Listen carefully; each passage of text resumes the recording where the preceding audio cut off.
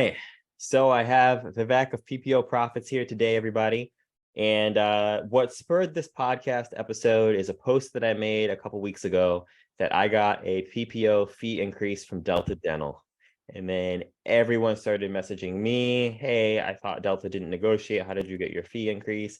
And then everyone started messaging Vivek, hey, Vivek, how come you didn't get me a fee increase with Delta?'s going on, man?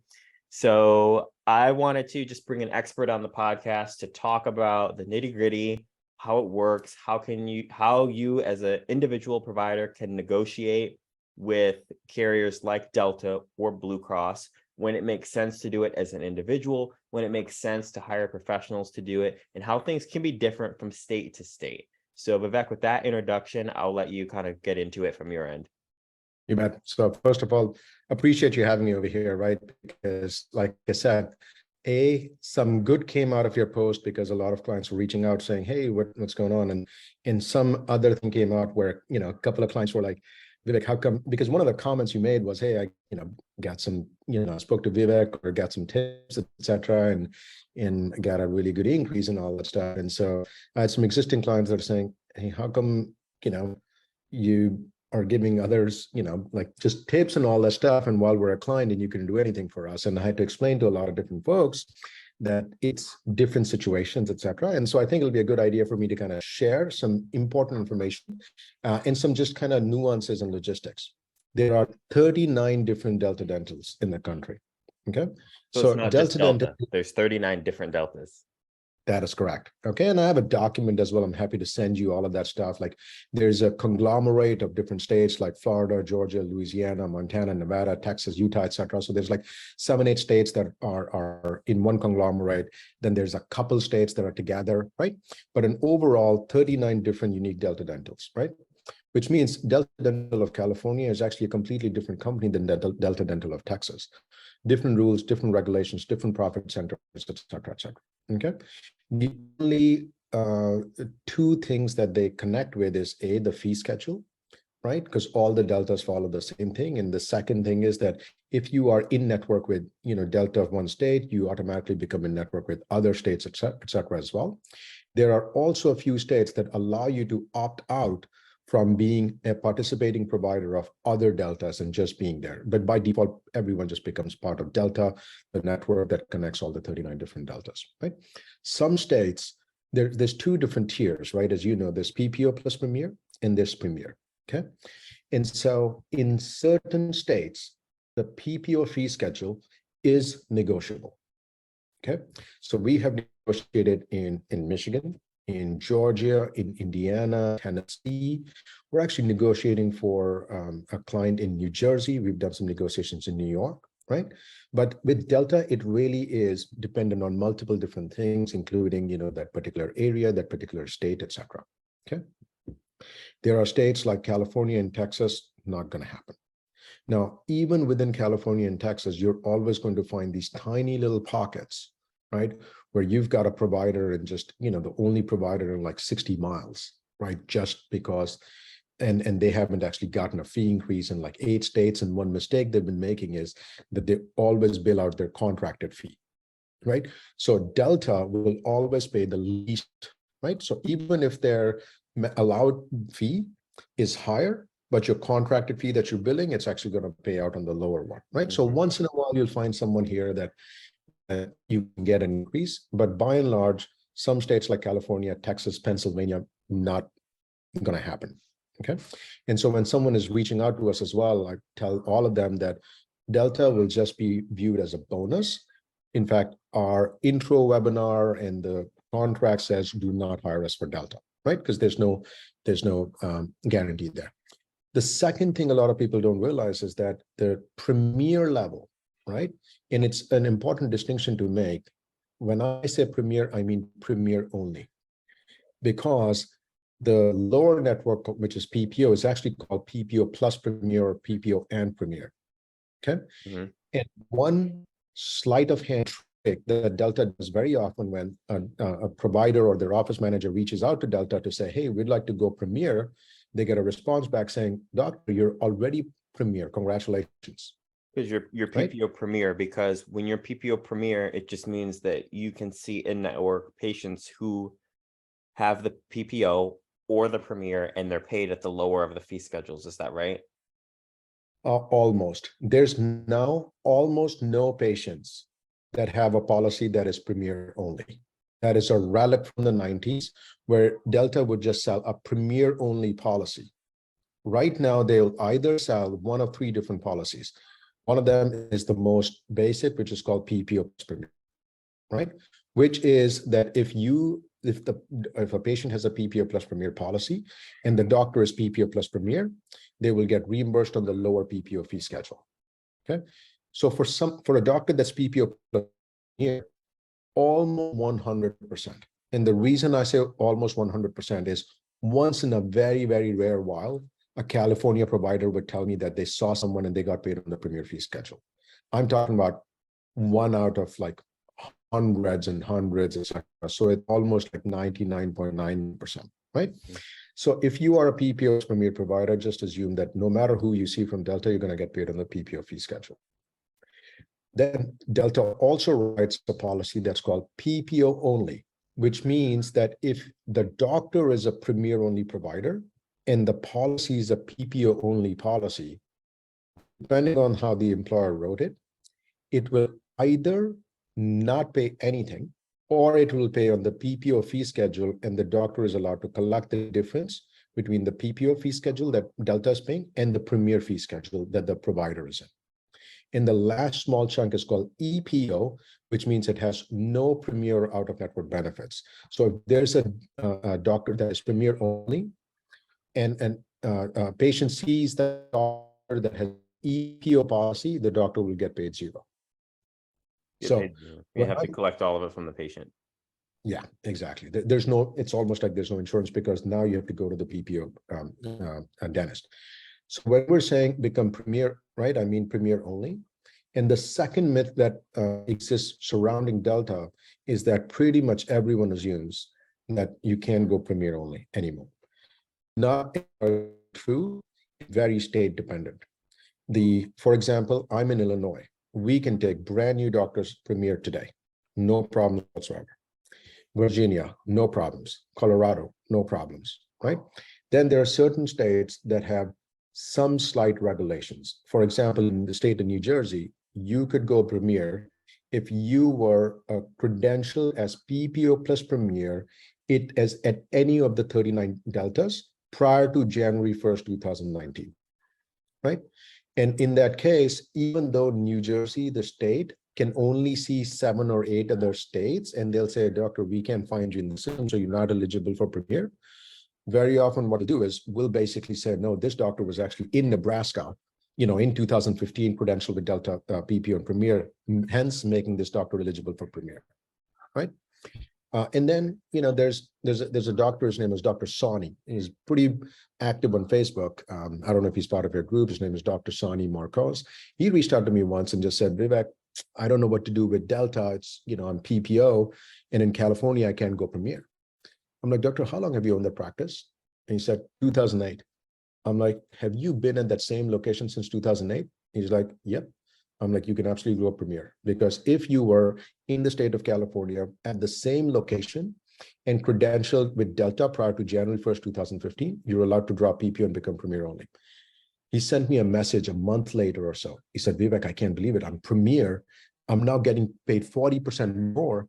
And he was slightly upset because I've been working for 15 years under the lower fee schedule, and no one told me, including Delta, that I could have done it, and so from So his what did he perspective, have to do it? Just call them and point it out? that's right. And basically very often it's just, the concierge, the provider services, and you just send them a letter. Now, typically what will happen is that when you send them a termination letter to say, we'd like to drop PPO, right? There are going to be many times actual regulations where they will just come back and say, you cannot. And we deal with that all the time. Like 60 to 70% of the time, we just can't do it, right? But if you meet the regulations, then you have to almost the best way is to cite the regulation. And for Dr. Sonia said to him, please put in a note in there saying that I have been a provider at this location, credentialed with Delta since prior to January 1st, 2015. making eligible to go Premier. And sure enough, right? So Delta now knows that this doctor actually knows the regulations, right? And the second thing that Delta will try to do to dissuade you from going Premier only is they'll say, doctor, you have no Premier patients around your area. And it's not, there's some slight misleading there, because what they're saying is they're Premier only patients and omitting the fact 91% of the policies that Delta writes are PPO plus Premier, which means for those 91% of the patients, they can go and see a Premier only dentist as in network. You said 91% are PPO Premier. PPO and Premier, that's right. Like as one, like that's in both, not PPO and Premier. PPO Premier. No. It's PPO plus Premier or PPO and Premier, right? Okay. So 91% is PPO plus Premier, which means those patients can go see any doctor, right, in network, no problem. Okay. Got it. Similarly, yeah, go ahead. No. I was going to move on like Blue Cross. So for Delta, so I was going to say, so let's say that a dentist is not sure if they're in a state that is like California or Texas. So let's say they're in some other state that you didn't mention. How do they know? Do they just call and ask, or is there a list of places that will negotiate and won't for Delta? How does a dentist who's wondering know if it's worth them doing the legwork to try and figure this out? It is challenging, right? Like some of this can just be like they can reach out to me and I can just tell them, right? I'll give you a very good example as well. I actually interviewed somebody from Delta Dental of Kansas for a position at PPO Profits, right? And as soon as I saw that she, applied, I had a long discussion with her. And one of the things she said is that, she's like, Vivek, I will negotiate with doctors all the time, right? We will initially tell you that we don't negotiate. You there? Yeah. Okay. Yep. We will initially tell you that we don't negotiate. I might have even shared this with you when you and I were chatting. He's like, no, I see doctors put in quite a bit of effort and they make a good argument, and I'll work with them on their fees. So in Kansas, we'll definitely negotiate. I can't say much about other states, right? So, I think the information, I don't think there's any collated information there. Best thing you can do is reach out, right? Who do they reach things out change to? as well, right? Who would they reach out to? Well, either they can reach out to a Delta rep, or they can just reach out to me, right? Like we keep all these like statewide informations in an application called Trainwell, right? And we have to keep it updated because things are changing. Okay. So I'll give you a very good example of what changed in Kansas just recently. In the state of Arizona, I have no idea how this was ever legal, but in the state of Arizona, any doctor can go Premier only today, as long as they terminate all their other networks. Right? All their other networks? All their other contracts they have to terminate. And if you do that, then Delta will allow you to go Premier. Okay. I don't know how that's there, but Kansas just adopted it. Right. So these are certain things, like I said, if you have some questions, you can just reach out, and often you have to go through our own documentation to get the answer. I have a question. I want to know if this is a myth or not. It's something that I've heard about Delta from some older providers. So tell me if there's any truth to this. So tell me, like some older providers have said that if you're with Delta for a long time, they'll give you like these fee increases, and they wait until like 60% of your patient base is with Delta, and then like they have you, and then they like slash your fees like 50% overnight. Is there any truth to that? No. Or is it a legend? Yeah, I've never seen that. Okay. Okay.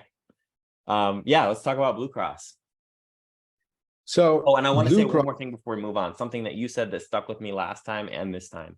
When we're negotiating, it's not just like an algorithm. There's like a real person on the other end of the phone at the insurance company that you're talking to. It's not just a computer. You're talking to a real person over there. And that is something that you said that really stuck with me. Yeah. And the reason that's very important is because every human is subject to influence. How well you speak to them, how much they're in your corner, all those factors go in with them, because at the end of the day, most of the folks have some leeway, right? And so very often it's just knowing the right person, or at least getting connected to the right person that'll go into the computers, etc., and make a difference. Sometimes it's luck, right? Like legitimately, and I've had it where I'm talking to United Healthcare and I was told something one day, and then I'm talking to somebody else and it's a totally different answer. And they're making changes with me real time. They're like, oh yeah, I know how to do it right now. And they'll just go in their computers and they'll be like, let me actually send a message to this person in this team that I know, and they'll make the change right away. And it happens, instantly. Okay, let's talk Blue Cross. Yeah, so and it's interesting that you're in Michigan, but because both Blue Cross and Delta have a specific meaning in the state of Michigan as well. But Blue Cross Blue Shield is a licensing company, which means that insurance companies license the name Blue Cross Blue Shield to underwrite policies.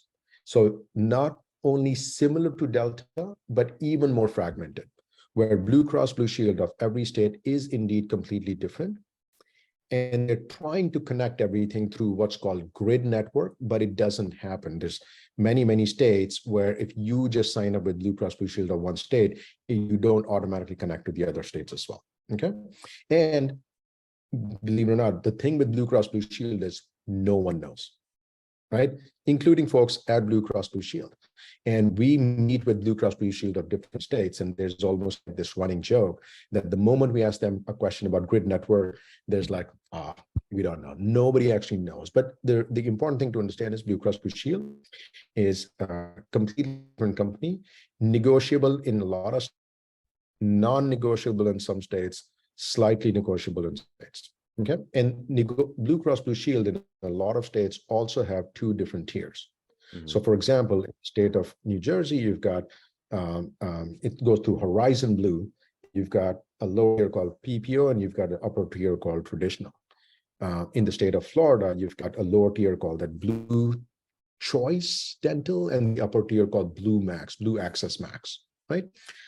So even sometimes with states that are non-negotiable, you have the ability to drop your lower paying network and be in network with, let's say, 70% of the patient, but you get like 60% higher reimbursements, etc. Some states, there are 14 states that have formed a conglomerate that's called Anthem Blue Cross, right? Which means the state of Indiana and the state of Georgia both go through the same exact insurance company, which is Anthem. Okay. And then in certain states, Blue Cross and Blue Shield are further divided into two separate companies, where Blue Cross is the for-profit arm. California is one of them. Oregon is another one of them. Okay. So in the state of California, you have Anthem Blue Cross. So Blue Cross is part of that 14 group Anthem, and Blue Shield of California that actually got that connected with United Healthcare, dental benefits providers. Okay. And Blue Shield is the non-profit arm. Blue Cross is the for-profit arm. So very often you can still go ahead and negotiate with different things.